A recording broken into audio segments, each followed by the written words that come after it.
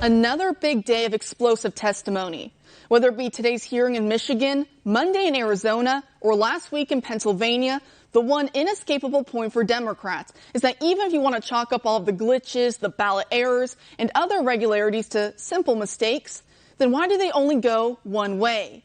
Can anyone name a single time in which these mistakes helped President Trump? It's a simple question that has been raised time and again in the months since Election Day, without any good answers from Democrats. However, looking at records from the Federal Election Commission may explain at least part of the reason for this code of silence. What we find is that 95% of all political contributions made by employees at Dominion voting systems between 2014 and 2020 went for Democrats.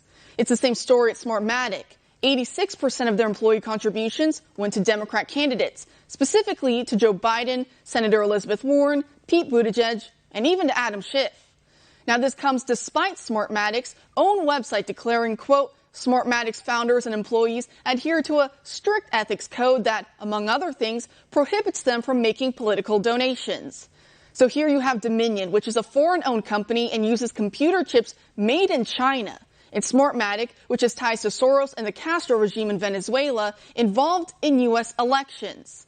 At this point, many people are wondering where the Justice Department or the FBI is after days and days of credible testimony. Well, I'll tell you where the DOJ is. Just like Dominion and Smartmatic, over 85% of their employees' political contributions during this last election cycle went to Joe Biden. Attorney General Bill Barr telling reporters today that his department has found no evidence of widespread fraud that would have changed the outcome of the presidential election.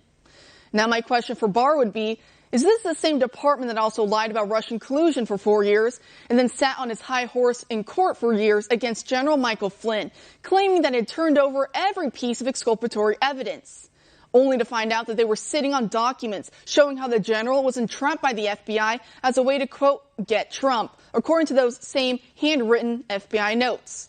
Because if so, then I don't want to hear it. Since we're not going to get help from the top, it's up to us as American patriots to hold this constitutional republic together. To that point, a Dominion contractor from the TCF Ballot Counting Center in Detroit came forward to testify today before the Michigan State Senate Oversight Committee. And here's what she had to say. What I witnessed at the TCF Center was complete fraud. The whole 27 hours I was there, there was batches of ballots being ran through the tabulating machines numerous times, being counted 8 to 10 times.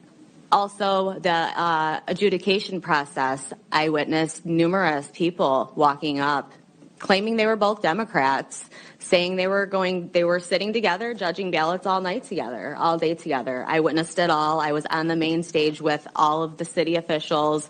Daniel Baxter was in on the whole thing, and I am under the impression 100% that at least 90% of those workers were all in on this. There was not a single ballot the whole night, the whole 27 hours I was there, that I saw that was for Donald Trump. Not one, not a single ballot. That is scary. Her testimony corroborates that of another witness who claims that she observed ballots that were all for Biden and appear to be photocopies of each other. She claims many of these ballots were not cast by registered voters, so election staff manually inputted fake birthdays to override the system to have them counted anyway. Not one of the military ballots was a registered voter, and the ballots looked like they were all exactly the same Xerox copies of the ballot. They were all for Biden across the board. There wasn't a single Trump vote, and none of the voters were registered. They had to manually enter the names and addresses and a birth date of 1/1/2020, which would override the system and allow them to enter non-registered voters, of which I saw several that day. Throughout the day, that's how they would override voters that were neither in the electronic poll book or the supplemental updated poll book. Thank you. A third witness then described how these massive dumps of ballots arrived at the center in the first place, with trucks dumping them off at 4 in the morning after many of the Republican poll watchers had gone home or had been kicked out. It should also be noted that many of these Dominion voting machines were reportedly connected to the internet as well. Take a look at what that means. So two of the main observations that I witnessed at the TCF Center on both the 3rd and the 4th when I was there When I got down there on the morning of the 4th, I went back for an additional day because I witnessed so many irregularities when I was there on Election Day on the 3rd. Immediately upon walking in, I ran into Randy Bishop, and Randy owns radio stations. He's very IT savvy. He said, Brian, I was here all night. What's going on here is unbelievable. He said, let me show you something right now before I leave. So he walked me over to the high-speed scanners and tabulators, and he said, see all these Ethernet lines running out of the tabulators? They're all bundled together as they accumulate, and then they're all connected to these routers, and then they all go to the main computer. He said, these are all hooked into the Internet, and that is illegal, and it should not be happening because it opens them up to hacking. So I was aware of that immediately. Is that the reporting is done in decimal format. You can see this in the New York Times database reporting. You can see this with Dominion Voting Systems reporting. So this opens up the ability for hackers to potentially get into, or malicious actors who have admin rights, to get in and manipulate the votes through rounding errors in the reportage and other types of malfeasance. So it doesn't necessarily have to be Dominion Voting System itself. They can be the Trojan horses that are just allowing ballots to be manipulated by administrators that have access to the system. And FEC filings show that when it comes to Dominion, for example, a lot of their employees, I believe it's over 85% or so, donate politically to Biden, or at least when it comes to political donations, about 85% or more go toward Biden or Democrats in general. Do you think that that's a conflict of interest? Yeah, absolutely. Smartmatic, for example, has a policy not to allow employees to make political donations at all. And Dominion Voting Systems also makes 95% around donations to Democrats through its employees. And so one thing that I would like to point out is that just simply in the United States government as a whole, this tracks very consistently with what we see with numerous bureaucracies, with unions. So it all seems to be a monolithic sort of block of united interests that is very concerning to me. So when you have voting systems that are engaging in, or at least have questionable security policies that allow Democrats to potentially breach our election security, and it's very opaque, and our voters have no way of tracking it, then we have to raise questions about if there's some sort of shared interest in all of these organizations and companies together, just as a block, trying to make sure that Democrats have some kind of unfair advantage.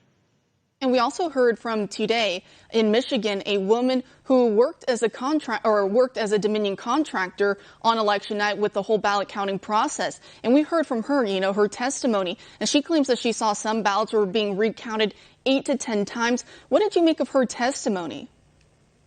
Well, Melissa Caruso was actually very outgoing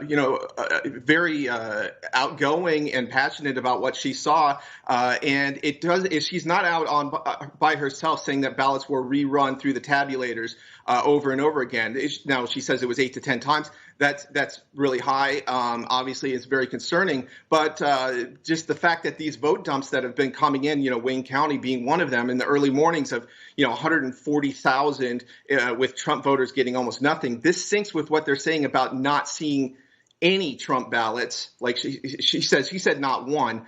But others have said, only saw 2, was another witness that said that. So these kind of rates just do not sync with the political landscape, even in inner cities where we saw with Trump, he had more minority support this election by 4 points for Latinos and also Black Americans.